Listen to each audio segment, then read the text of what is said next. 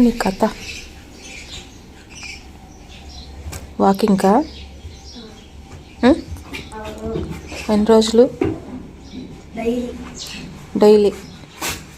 Okay, చూస్తా. సండేనా walking? రోజుమ్మా. లేచేది 7కి, 7:30కి ready అయ్యి బస్సులో చేస్తావు వాకింగ్?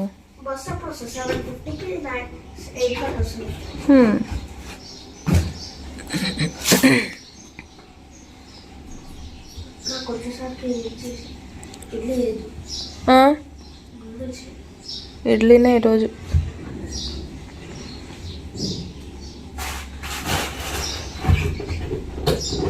బాక్స్ ఎక్కడుందో ఆడ పెట్టిపో అక్క.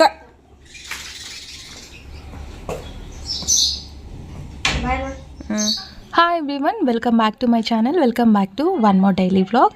ఈరోజు సండే మార్నింగ్ వ్లాగ్ అయితే నేను మీతో షేర్ చేసుకుంటున్నా.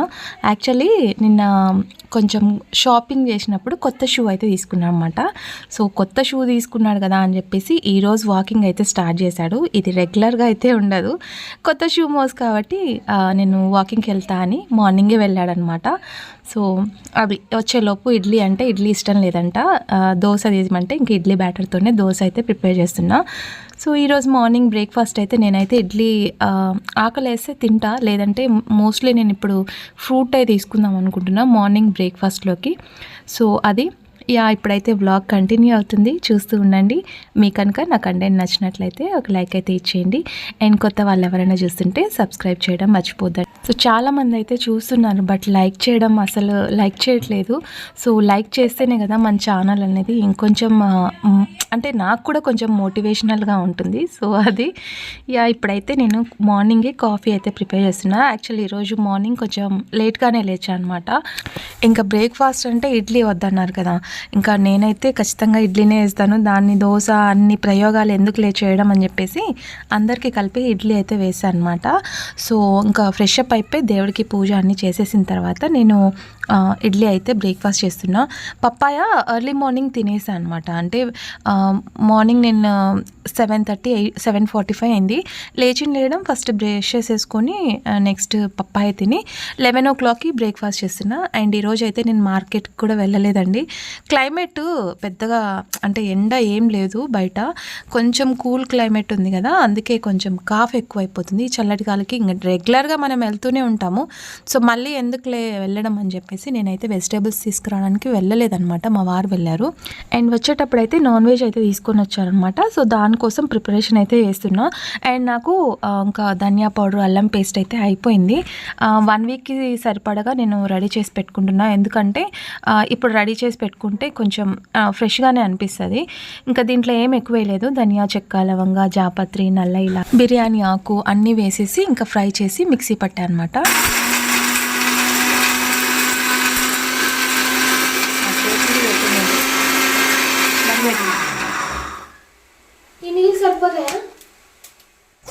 ఇలా మిక్సీ పట్టేసుకున్నాక మనం నాన్ వెజ్ రెసిపీస్ అట్లా, నేనైతే నాన్ వెజ్ రెసిపీస్ అట్లా చేసినప్పుడు మటుకు సోప్ ఒకటే యాడ్ చేస్తాను అనమాట లైట్గా.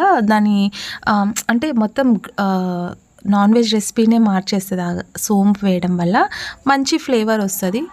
నార్మల్గా కర్రీస్ అయితే ఇంకా ఇది ఒక్కటి వేసేసి ఇది 1 week వరకు స్టోర్ చేసి పెట్టుకుంటాను అనమాట. నేను వాడేది కొంచెమే కదా గరం మసాలా, సో ఎక్కువ ఏం యూజ్ చేయను కాబట్టి ఇంకా 1 weekకి నాకు సరిపోతుంది. అండ్ ఆల్సో ఇప్పుడు అల్లం పేస్ట్ కూడా పట్టేసి పెట్టేస్తున్నా.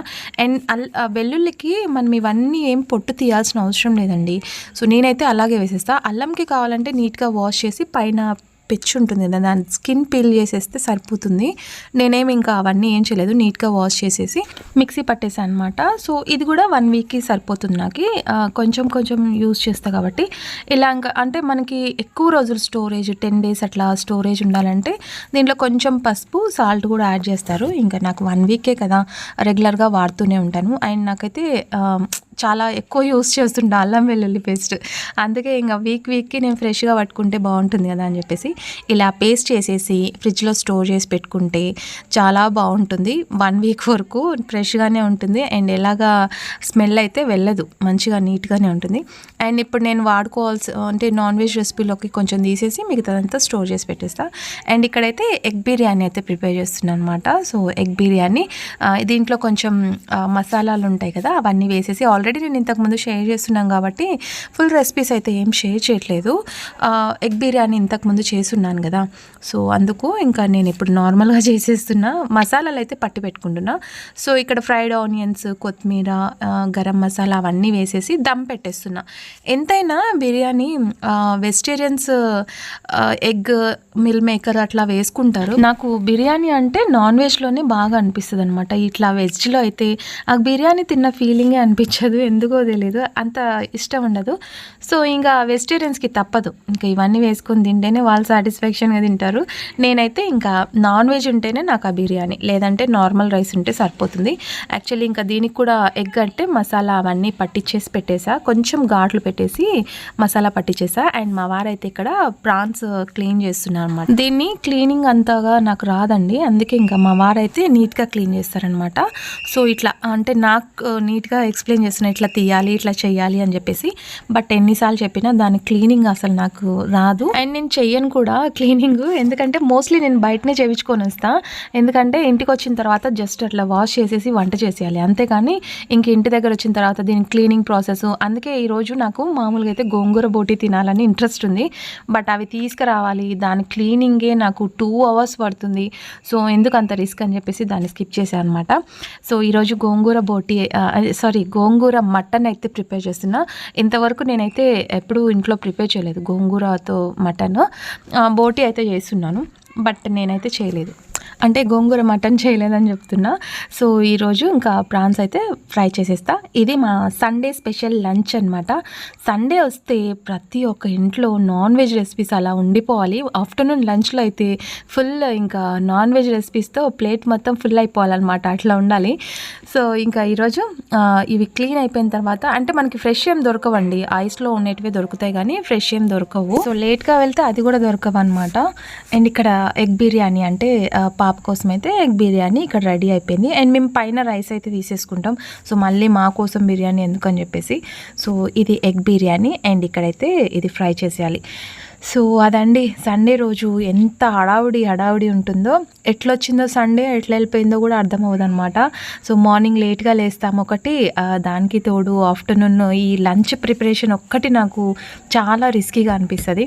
సో లంచ్ అయిపోయేలోపు 2:30, 3 అయిపోతుంది. ఇంకా వీడియో ఎడిటింగ్ వచ్చుంటే అది కాస్త 4, 5 అయిపోతుంది అనమాట. ఇంకా సండే వచ్చింది వెళ్ళిపోయింది అన్నట్లుగా అనిపిస్తుంది. మళ్ళీ వీక్ మొత్తం ఎదురు చూస్తూ ఉండాలన్నమాట. సో ఇక్కడ సింక్ దగ్గర అయితే క్లీన్ చేస్తున్నాయి. ఇందాక అవి ప్రాన్స్ అవి క్లీన్ చేస్తున్నాం కదా, అవి స్మెల్ వస్తాయని చెప్పేసి ఇక్కడ కొంచెం కంఫర్ట్ అవన్నీ వేసి కొంచెం క్లీన్ చేస్తే కానీ ఆ కిచెన్ మొత్తం స్మెల్ రాకుండా ఉంటుంది కదా, అందుకోసం. సో ఇట్లా సోప్ వేసేసి నీట్గా స్క్రబ్బర్తో కడిగేస్తున్నాను అనమాట. Hi guys, welcome back to my channel, welcome back to one more daily vlog. ఏంటి వచ్చావా మళ్ళీ? కరెక్ట్ నేను ఇంట్రో ఇచ్చడానికి వస్తుంది చూడు. సో ఇప్పుడు ఎగ్ బిర్యానీ అయితే అయిపోయింది. వెజ్ అంటే వెజిటేరియన్కి ఒక ఫుడ్, నాన్ వెజిటేరియన్కి ఒక ఫుడ్, ఒక్కొక్కరికి ఒక్కో టైప్ అనమాట. సండే ఎందుకు వస్తుందో అర్థం అవ్వదు. సండే వస్తే చాలా ఇరిటేషన్ వస్తుంది. అండ్ నిన్న వీడియో కూడా ఏం పోస్ట్ చేయలేదు, బికాస్ నిన్న సాటర్డే కదా. సాటర్డే నేను నవగ్రహాల టెంపుల్కి అయితే వెళ్ళినాను. పీస్ఫుల్గా దేవుడికి ప్రశాంతంగా నువ్వుల నూనెతో పూజ అవి చేసుకున్నా. ఇంకేం వీడియో షూట్ చేయాలని అనుకోలేదు. లిటరలీ నాకు హెల్త్ కూడా కొంచెం అంతంత మట్టుకే సహకరిస్తుంది. అని అంటే కొంచెం అదెందుకో తెలియదండి, జలుబు అస్సలు తగ్గట్లేదు. దాదాపు 2 months అయిపోయింది అట్లే వస్తుంది జలుబు. సో అందుకే ఇంకా నేనేం వీడియో షూట్ చేయలేదు. అండ్ ఇప్పుడైతే సండే ఏమున్నా సరే సండే నాన్ వెజ్ అట్లా ఇంట్లో కొంచెం స్మెల్ వస్తే అదొక సండే ఫీలింగ్ వస్తుంది అనమాట. సండే కంప్లీట్ అయిపోతుంది అనమాట నాన్ వెజ్ స్మెల్ వస్తే. సో నాకైతే ఏం స్మెల్ రావట్లేదు ప్రస్తుతానికి, ఏమే కానీ స్మెల్ రావట్లేదు. కానీ జలుబు చేసింది నా వాయిస్ చూస్తేనే మీకు అర్థం అవుతుంది. సో స్మెల్ అయితే ఏం రావట్లేదు. ఏం చేస్తాను చెప్పండి. సో మెడిసిన్ వేసుకొని నాకైతే చిరాకు వస్తుంది అసలుకి మెడిసిన్ వేసుకొని. అండ్ ఇక్కడైతే ఫ్రై చేస్తున్నా, రొయ్యల ఫ్రై అయితే చేస్తున్నా. సో మటన్ లేకపోతే నేను నాన్ వెజ్లో మటన్ ఒకటి తప్ప ఇంకా మిగతా చికెన్ అయితే అస్సలు నేను. సో ప్రస్తుతానికి మటన్ అయితే క్లీన్ చేసి పెట్టేసుకున్నా, ఇక్కడ పోపు పెట్టేసాను అనమాట. అలాంటి ఈరోజు మా సండే స్పెషల్ ఎగ్ బిర్యానీ, రొయ్యల వేపుడు, మటన్ కర్రీ. మటన్ కొంచెం గోంగూర వేసి చేసుకున్నాం అనుకుంటున్నా, పుల్లగా బాగుంటుందని చెప్పేసి. అండ్ చట్నీ అయితే పట్టాలి, కొంచెం చల్లగా అయితే చట్నీ, పచ్చిమిరపకాయలు అండ్ గోంగూర వేసి మంచిగా వాటర్తో ఉడకబెట్టారు, ఆయిల్ ఏమి వేయలేదు. సో ఇది బాగా ఉడికించిన తర్వాత నేను మిక్సీ పట్టేస్తాను, చల్లగా అయిన తర్వాత మిక్సీ పట్టేస్తా. సో ప్రస్తుతానికి ఆలోపు ఇక్కడ మటన్ అయితే పోపు పెట్టేసుకుందాం. రొయ్యల్ని ఫస్ట్ ఆయిల్లో ఇట్లా ఫ్రై చేసేసుకోవాలి. ఆయిల్లో ఫ్రై చేసుకుంటే ఏంటంటే కొంచెం ఇట్లా దాని షేప్ అనేది మారిపోతుంది అనమాట. అండ్ దీని క్లీనింగ్ ప్రాసెస్ కూడా నేను ఇందాక చూపించాను కదా, దాంట్లో ఉన్న హెయిర్ అది తీసేస్తే మంచిగా నీట్గా ఉంటుంది. లేకపోతే హెయిర్ ఉందనుకోండి అది కొంచెం చేదుగా అనిపిస్తుంది అంట, చాలా మంది ఉన్నారంట, అందుకోసం క్లీన్ చేయించింది. అందుకే ఇంటికి వచ్చిన తర్వాత క్లీన్ చేయించుకున్నా. సో ఓకే, ఇప్పుడైతే ప్రాసెస్ చూపిస్తాను నేను. రొయ్యల వేపుడు చాలా ఈజీ. ఇప్పుడు అవి ఫ్రై అయిపోయి కదా, దాంట్లో ఆనియన్స్ అయితే ఇట్లా పచ్చిగా కోసి వేసేస్తా.